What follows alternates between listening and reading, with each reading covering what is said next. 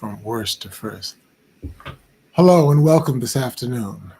I'm Tim Alston, and this is the 10 Commandments of Leadership. The 10 Commandments of Leadership. Hey, if your and my egos are God-given, are our God-given senses of self, and they are, then egoholism, like alcoholism, is what happens when that sense of self gets distorted, either too big or too small, or both. Now, around here, I am in a recovering mode. Not already recovered, but in a recovering mode. Today's episode is entitled From Worst to First. From Worst to First. Today's playbook for world-class teams. From worst to first. Today's playbook for world-class teams. When great teams turn the corner, from worst to first, it's almost never because of luck. It's about leadership behaviors, repeated, taught, and codified, written down. Do you need today's playbook for you to turn around your organization from worst to first? Here's just a quick snapshot. Humility first, cut staff last, and then create a standard that everyone can rehearse. Once again, humility first, cut staff last, and create a standard that everyone can rehearse. And that's what's most important. So now let's take the worst to the first, and let's see it through the lens of our egoholism recovery. Fair enough? Worst to first, what it takes to build or remake a team.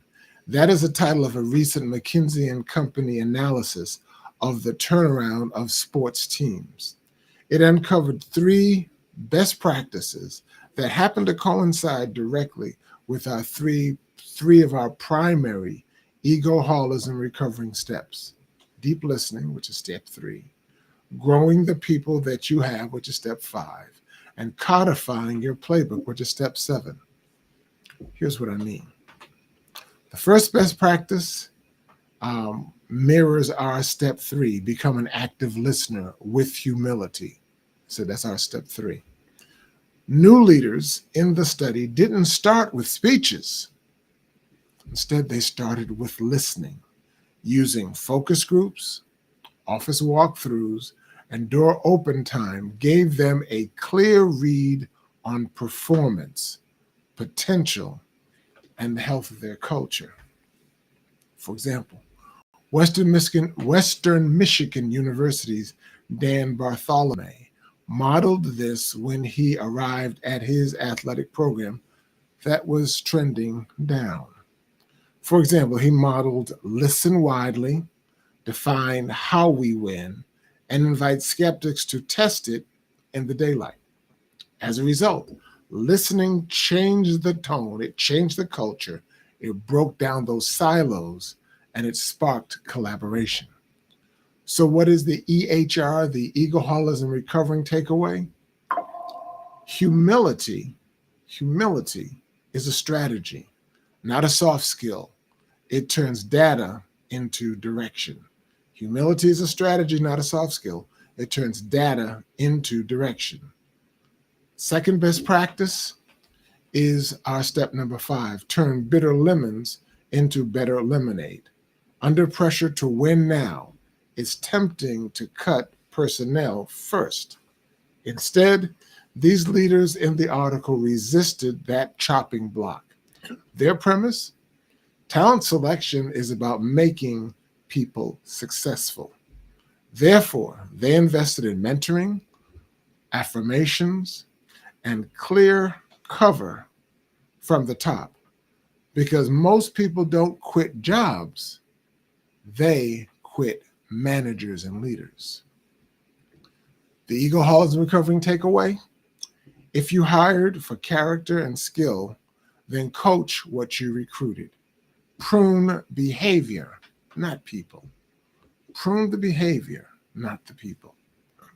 And the third best practice comes from our step number 7 that says, now that you know, go, elevate, and grow. Championship cultures run on operating playbooks. One standard, one language, one muscle memory. Business funds the team. The business funds the team. The team fuels the business. Back and forth. Leaders model a no job beneath me mindset until those walls fall down that separated those different functions. The egoholism recovering takeaway: codify, write down how you win so your values don't vanish in victory, or so that your values don't vanish in a slump.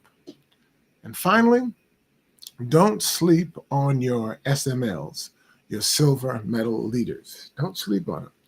McKinsey's organizational health data shows that companies that actively listen to frontline voices are 80% more likely than their peers to implement new and better ways of doing things. Your below the radar SMLs, those silver medal leaders, those leaders whose job titles begin with such first word designations as associates, assistants, vice presidents, or seconds, they often see failure modes first and can pilot fixes faster. So folks, try this week. Schedule 4 listening sessions, one with frontline, one with mid-level, one with customers, and one with alumni and ex-employees. Ask, what's working, what's stuck, and what would you try in 30 days? Number 2, name your theory of winning in one sentence. Socialize it in every staff meeting for 4 weeks, week after week after week after week. Also, pick one underused player, an employee or a process, and give them a 30-day sprint with a cover over them. Also, draft your one-page operating playbook, standards, rhythms, decisions, and escalation paths.